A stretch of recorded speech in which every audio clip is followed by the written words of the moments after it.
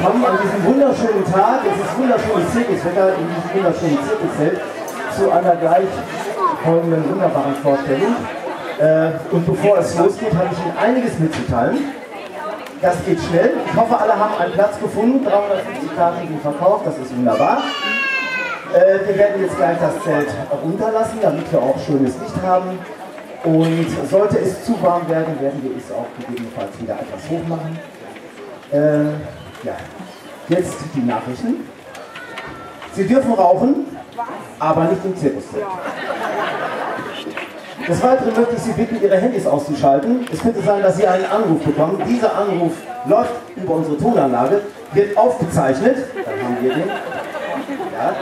Können Sie hinterher käuflich bei uns erwerben. Wir können uns aber auch den ganzen Stress sparen. Machen Sie es aus.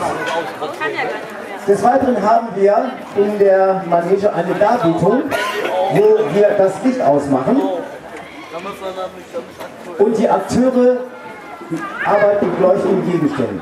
Bitte fotografieren Sie nicht, und wenn Sie fotografieren, dann ohne Blitz. Dann sehen Sie was auf Ihrem Foto. Nach dieser Darbietung machen wir das Licht natürlich wieder an. Und jetzt kommt die letzte Sache, das Sitzen auf den Rückenlehnen.